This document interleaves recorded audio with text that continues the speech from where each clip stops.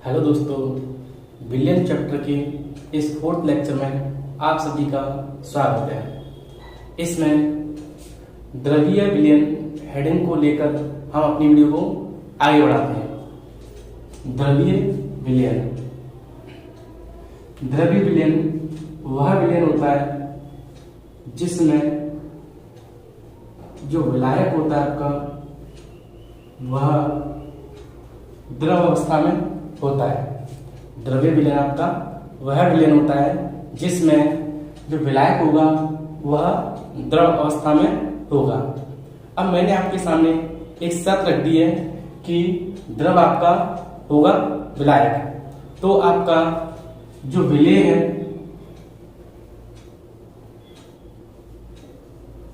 वह ठोस,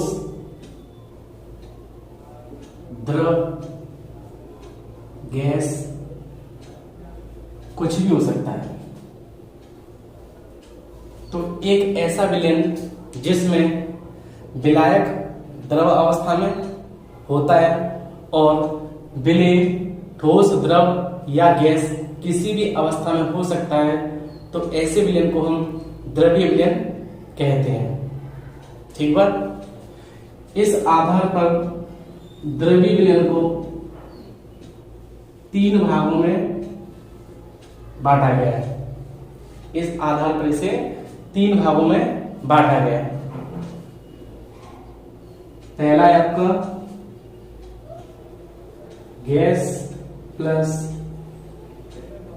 द्रव, यानी विलेय आपका गैस होगा और विलायक आपका द्रव होगा। सेकंड है आपका द्रव प्लस द्रव। थर्ड है आपका ठोस प्लस द्रव। यानी जो विलयन होते हैं वो 3 प्रकार के होते हैं। पहला है गैस प्लस द्रव, यानी विलेय आपका गैस होगा और द्रव आपका विलायक होगा। सेकंड आपका विलेय और विलायक दोनों ही द्रव अवस्था में होंगे। थर्ड है आपका ठोस प्लस द्रव, यानी विलेय आपका ठोस होगा और द्रव आपका विलायक होगा। मैं इनके एग्जांपल भी लिख देता हूं। एग्जांपल इसका CO2 प्लस H2O, जैसे soda water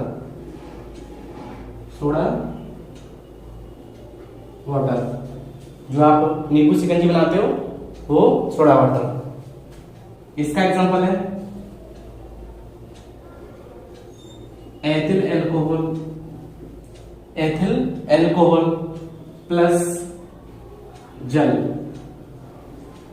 ethyl alcohol plus जल। इसका एग्जांपल है NaCl, यानी नमक प्लस जल। तो बच्चों, गैस प्लस द्रव का एग्जांपल है सोडा वाटर। जो हम नींबू शिकंजी बनाते हैं उसमें CO2 जो विलेय है और विलायक आपका H2O है। द्रव प्लस द्रव है एथिल एल्कोहल प्लस जल। ठोस प्लस द्रव है NaCl और जल का मिश्रण। तो बच्चों, फर्स्ट एग्जांपल को समझने के लिए हम एक नियम पढ़ेंगे जिसका नाम है हेनरी का नियम।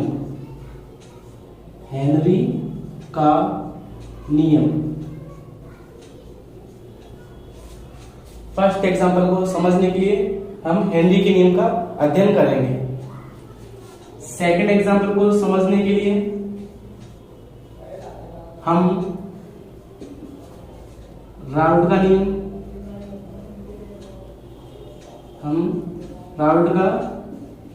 नियम पढ़ेंगे। राउल्ट का नियम पढ़ने के बाद दूसरा आदर्श व अनादर्श विलयन, इसे पढ़ने के बाद जो नेक्स्ट हेडिंग है उसे पढ़ेंगे हम विचलन। विचलन, ठीक है। इसके बाद जो फोर्थ हेडिंग है वो है आपकी स्थिरपाती।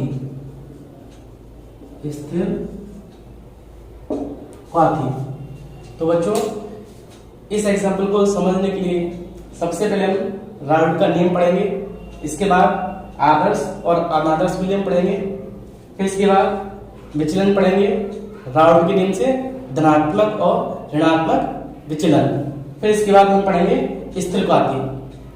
अब तीसरे एग्जाम्पल को समझने के लिए हम पढ़ेंगे अणु संख्या गुणधर्म, जो कि 4 प्रकार के होते हैं, ठीक है। इसके बाद जो लास्ट हेडिंग चलेगी वो है आपकी वॉन्ट ऑफ गुणांक।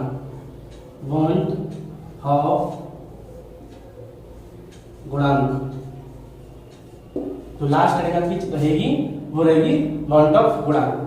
तो बच्चों मैंने विलयन चैप्टर का जो पूरा प्रोसेस है कि कहां से वीडियो स्टार्ट होगी, कहां पर चैप्टर फिनिश होगा, वो मैंने लिख दिया है, ठीक है। पहले हमें इसे अध्ययन करना है, फिर इसे पढ़ेंगे और इसके बाद हमें इस हेडिंग को पढ़ना है। तो आपकी जो फर्स्ट हेडिंग है वो है आपकी हेनरी का नियम। तो चलिए मैं इस हेडिंग को लिख देता हूं, गैस प्लस द्रव विलयन। तो बच्चों इस डिफाइन को समझने के लिए हम एक उदाहरण लिख लेते हैं जिसे आप अपनी डेली लाइफ में यूज करते हो, यानी सोडा वाटर, जो आप नींबू पानी में यूज करते हो। तो सोडा वाटर जो होता है वो CO2 यानी कार्बन डाइऑक्साइड और H2O से मिलकर बना होता है, यानी CO2 गैस को जल के अंदर किसी विधि द्वारा इसमें प्रवेश कराकर सोडा वाटर बनाया जाता है। तो अब आपको कुछ चीजों का विशेष ध्यान रखना है जिससे आपको हेनरी का नियम एकदम सिंपल रहेगा। तो वो चीज क्या है? तो CO2 आपकी गैस है और H2O आपकी द्रव है। तो गैस को द्रव में किस प्रकार घोला जाता है, ये सबसे मेन चीज है। इस चीज को जानने के लिए आप जो शिकंजी वाला है उसकी दुकान पर जाकर इस चीज को ऑब्जर्व करें। होता क्या है बच्चों कि इनके पास एक बोतल होती है और उस बोतल में पानी भरा होता है। इनके पास एक बोतल होती है और उस बोतल में पानी भरा होता है और बोतल के इस सिरे पर एक कंचा लगा होता है, मार्बल का एक कंचा लगा होता है।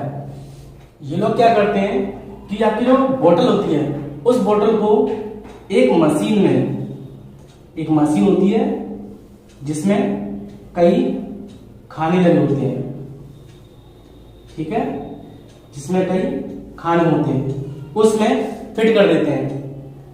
उसमें 2 या 3 बोतल आराम से आ सकती है। और इस बोतल के जो ऊपरी सिरे हैं, इस बोतल का जो ऊपरी सिरा है, उस ऊपरी सिरे पर एक नोजल लगा देते हैं। क्या लगाते हैं? नोजल।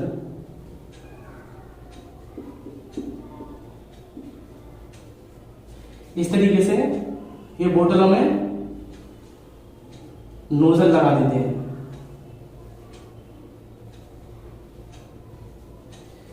और इस नोजल को जो है एक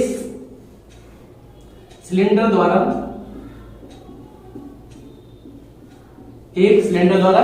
जोड़ दिया जाता है। इस सिलेंडर में क्या होता है? CO2 यानी कार्बन डाइऑक्साइड गैस भरी होती है और इसके निचले सिरे पर क्या होता है?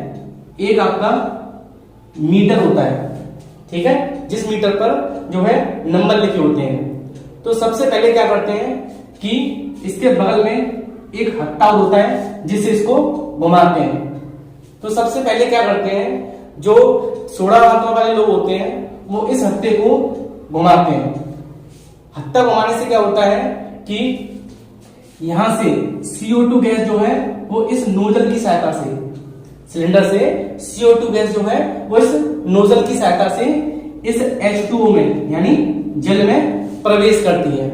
ठीक है, और जैसे जैसे उसको घुमाता है, इस हत्ते को जैसे जैसे वो घुमाता है, साथ ही साथ वह क्या करता है कि इस मीटर को, यहाँ जो मीटर होता है उस मीटर को चेक करता रहता है ना। इस मीटर से क्या होता है कि इससे यहाँ जो हम नोजल द्वारा CO2 गैस भेज रहे हैं उसका दाब मापता है कि कितने दाब पर हमने CO2 गैस इसके अंदर भेजी है। ठीक बात। अब क्या होता है, जैसे इसके अंदर हम CO2 गैस भेजते हैं तो CO2 गैस भेजने से यहाँ पर जो CO2 गैस है वो जल के अंदर पूरी तरीके से मिल जाती है। सिलेंडर से जो CO2 गैस इस जल में आती है वो जल में पूरी तरह से घुल जाती है। कुछ आपकी जो CO2 गैस होती है वह ऊपर की ओर दाब लगाती है। किसके ऊपर? कंचे के ऊपर। जब ऊपर की ओर दाब लगाएगी तो कंचा जो है वो धीमे धीमे करके यहां से ऊपर ऊपरी सिरे पर दाब के कारण पहुंच जाएगा। कंचा जो है वो CO2 जब दाब लगाएगी तो यहां से ऊपर पहुंच जाएगा। ठीक है, तो इस तरीके से जो है वो आपके सोडा वाटर वाले इस विधि को यूज करते हैं। ठीक है, अब देखिए जैसे जैसे हम इसमें दाब बढ़ाते हैं, हत्ता चलाने से यहां पर जो है मीटर में नंबर बढ़ेंगे, 10, 20, 30 दाब बढ़ेगा। तो आपका जो दाब बढ़ता है, आपका जो दाब बढ़ता है, दाब जितना बढ़ाएंगे उतनी ही CO2 गैस इसके अंदर मिलेगी। भाई हम जितना इसको हिलाएंगे इस तरीके से तो यहाँ पर मीटर में दाब की वृद्धि होगी, और जितनी दाब की वृद्धि होगी उतनी ही CO2 गैस इस जल के अंदर मिलेगी। तो बच्चों दाब बढ़ाने से यानी जितना हम दाब बढ़ाएंगे उतने ही इसके अंदर जो है CO2 की मात्रा बढ़ जाएगी। CO2 की मात्रा का मतलब इसके जो CO2 के मोल हैं, जो CO2 के मोल हैं या CO2 के जो अंश हैं, जो CO2 के अंश हैं वो अंश इसके अंदर घुल जाएंगे। तो दाब बढ़ाने से क्या होगा, इसके मोल अंश में जो है वृद्धि होगी। दाब बढ़ाने से इसके मूल अंश में वृद्धि होगी। तो सीधा सीधा दाब बढ़ाया, सीधा सीधा दाब बढ़ाया तो यहां से CO2 के मूल की वृद्धि हुई। तो कह सकते हो कि जो दाब होता है वह मूल अंश के समानुपाती होता है। जो दाब होता है वो हमारा CO2 के मूल अंश के जस्ट प्रोपोर्शनल होता है। अब देखिए दाब को हम P यानी प्रेशर से व्यक्त करते हैं, समानुपाती। ऐसे ही मूल अंश को हम काई से व्यक्त करते हैं। ठीक है, ये आपका जो सिंबल है ये काई का सिंबल है, एक्स के तरह होता है। अब देखिए जब हम इसे यानी प्रोपोर्शनल के साइन को हटाएंगे तो आपको पता है कोई एक नियतांक आता है। तो यहां पर आपका KH एक नियतांक आ जाएगा। P ऐसे इसे हटाया तो यहाँ क्या आएगा, एक नियतांक यानी KH, और आपका X यानी मोल अंश ऐसे। यहाँ पर जो KH है, यहाँ पर जो KH है वह क्या है, वह है आपका हेनरी स्थिरांक। क्या है आपका हेनरी स्थिरांक। एक बार वापस से रिवाइज कर लेते हैं। तो देखिए मैंने आपको बताया कि जो आपके सोडा वाटर वाले लोग होते हैं वो क्या करते हैं, उनके पास बोतल होती है और उनके पास एक मशीन होती है। ठीक है, मशीन में कई खाने होते हैं, 2 या 3, जिसमें हम बोतलों को लगा सकते हैं। अब क्या करते हैं कि इन बोतलों को किसी नोजल की सहायता से इसमें फिट कर दिया जाता है। फिर क्या होता है, सिलेंडर द्वारा इसके अंदर CO2 गैस प्रवाहित की जाती है।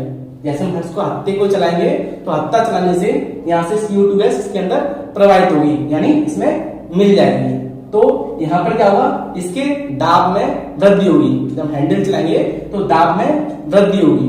ठीक है, तो आपका जो दाब होता है ना, जो आपका दाब यानी P जो होता है वो सीधा सीधा किसके समानुपाती है, इसके अंदर क्या मिला हुआ है, CO2। तो दाब आपका CO2 के मूल अंश के समानुपाती होता है। तो हमने दाब बढ़ाया तो आपका मूल अंश भी बढ़ेगा, यानी CO2 की मात्रा बढ़ेगी। ठीक है, P ऐसे ही इसको हटाएंगे हम तो क्या आएगा, कोई कांस्टेंट यानी KH और आपका मूल अंश यानी X ऐसे ही P बराबर KH इंटू X, ये आपका बन गया दाब का फॉर्मूला। और यहाँ पर जो KH होता है वो होता है आपका हेनरी स्थिरांक। ठीक है, अब हम इसका जो ग्राफ है हेनरी नियतांक का उसको बना लेते हैं।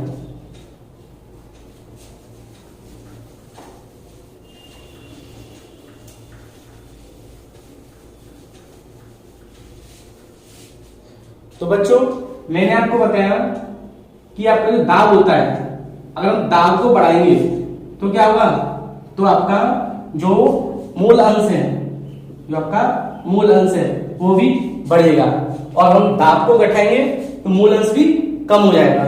तो सीधा सीधा कह सकते हो कि दाब जो है वो मूल अंश के समानुपाती होता है। तो अगर हम इसका चार्ट बना लेते हैं, इसका अगर हम दाब बढ़ाएं, इसका अगर हम दाब बढ़ाएं, जैसे हम दाब बढ़ाया 1 2 3 इस तरीके से, तो क्या होगा, तो इसके जो मूल अंश है किसके, CO2 के, इसके जो मूल अंश है वो भी बढ़ते जाएंगे। ठीक है ना, तो इसका जो ग्राफ बनेगा वो इस तरीके से बनेगा। यानी हमने क्या किया, यहाँ पर जो वैल्यू है वो कितनी है, 0 यानी मूल बिंदु। यहां से जैसे दाब बढ़ेगा, यहां से मान लो यहाँ दाब बढ़ेगा तो क्या होगा, इसका मूल अंश बढ़ जाएगा। ठीक है, यहां से दाब बढ़ा 1 मान के चलिए, तो दाब के साथ मूल अंश भी 1 बढ़ जाएगा। तो यहाँ पर इसका जो पॉइंट मिलेगा वो ये पॉइंट मिलेगा। अब इसका हमने और दाब बढ़ाया, यहाँ आ गया तो क्या हुआ, तो इसके मूल अंश भी बढ़ जाएंगे। तो इसका जो पॉइंट मिला हमने तो वो यहाँ आएगा। ठीक है, तो इस तरीके से आपका जो ग्राफ है वो एकदम इस तरीके से बनेगा। ठीक है, दूसरी बात ये कि अगर हम उस सोडा वाटर को हमने क्या किया, एक ग्लास में भर दिया, बोतल को खोलकर उसको एक ग्लास में भर दिया और सोचा कि इसको हम थोड़ी देर बाद या 10 मिनट बाद पिएंगे, तो होगा क्या बच्चों कि उस सोडा वाटर के अंदर जो CO2 गैस घुली हुई है वो CO2 गैस पूरी तरीके से उसमें से बाहर निकल जाएगी या फिर उड़ जाएगी, और आपका क्या बचेगा, आपका एक मीठा पानी बचेगा। ठीक बात। तो बच्चों अब मैं इसको थोड़ी डिफाइन लिख देता हूं। तो बच्चों हेडिंग मैंने लिख दी है, आइए इसको पढ़ते हैं। इस नियम के अनुसार स्थिर ताप पर, यानी ताप आपका स्थिर रहेगा यानी कांस्टेंट रहेगा, गैस का आंशिक दाब उस विलयन में उपस्थित गैस के जो हमने CO2 गैस घोली है उस गैस के मूल अंश के समानुपाती होता है, मूल अंश के समानुपाती होता है। यानी जो आपका दाब होगा वो मूल अंश के समानुपाती होता है। अब हम इसके बाद इसकी हेनरी का जो नियम है उसके अनुप्रयोग पढ़ते हैं। तो देखिए बच्चों, हेनरी के नियम के अनुप्रयोग, फर्स्ट पॉइंट मैंने आपको समझा दिया है। शीतल पेय अथवा सोडा वाटर में CO2 की विलेयता बढ़ाने के लिए बोतल को उच्च दाब पर बंद किया जाता है। यानी हम जो सोडा वाटर बनाते हैं उसमें CO2 की विलेयता बढ़ाने के लिए बोतल को उच्च दाब पर बंद किया जाता है। सेकंड पॉइंट है आपका, गहरे समुद्र में गोताखोरों को उच्च दाब की वायु, ये दो बार लिखती है बेटा, उच्च दाब की वायु से सांस लेनी पड़ती है। मतलब जो आपका समुद्र होता है,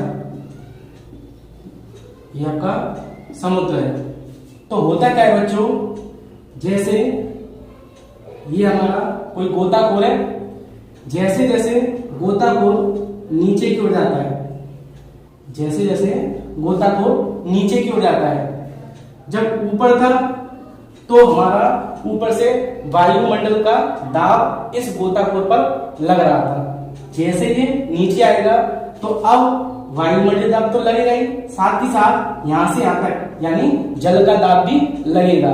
अब ये यहां आएगा यानी और नीचे जाएगा तो समुद्री दाब भी लगेगा और साथ में वायुमंडलीय दाब भी, यानी वायुमंडलीय दाब लगेगा और साथ में यहां से यहां तक का जो जल है उसका दाब भी इसके ऊपर लगेगा।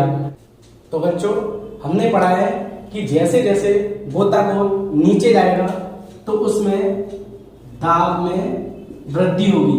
तो जैसे जैसे उसके दाब में वृद्धि होगी तो जो गोताखोर है जो अपने ऊपर सिलेंडर लेके चला है तो उसके सिलेंडर से जो गैस है नाइट्रोजन और ऑक्सीजन वो आपके रक्त में जो है अत्यधिक मात्रा में विलय होंगी। यानी जैसे जैसे हम नीचे की ओर जाएंगे तो दाब में वृद्धि होगी।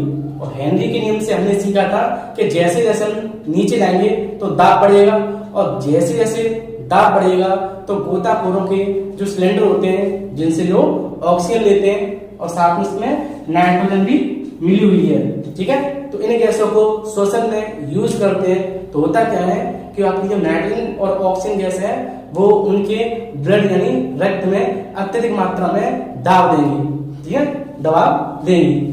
अब क्या होगा, जो गोताखोर है वो वापस ऊपर जाएगा। अब जैसे जैसे गोताखोर ऊपर जाएगा तो क्या होगा, दाब में क्या होगा, कमी आएगी। जब गोताखोर वापस सतह पर यानी ऊपर जाएगा तो फिर से क्या होगा, दाब में कमी आएगी।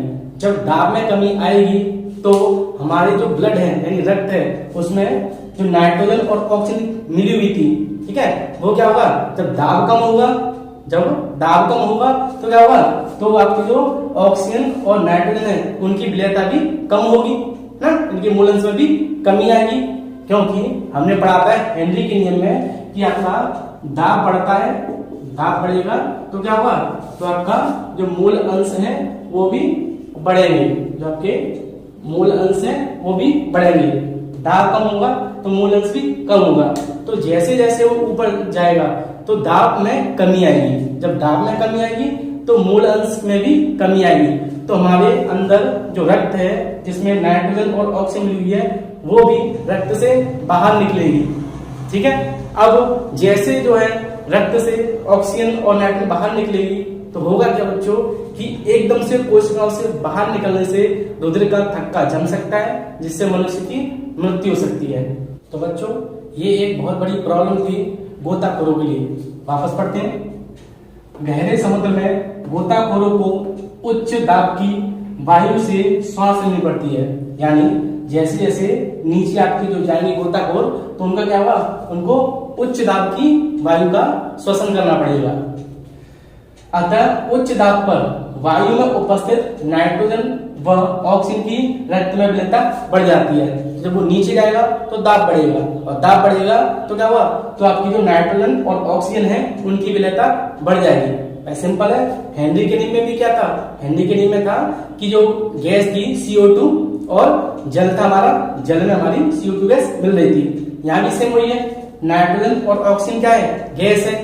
हमारे अंदर जो ब्लड है वो क्या है, रक्त है ना, जो कि कैसा है, लिक्विड टाइप में, जल की टाइप में। तो ये भी इसके अंदर मिलेगा और इसकी विलयता बढ़ेगी, तो विलयता बढ़ जाती है।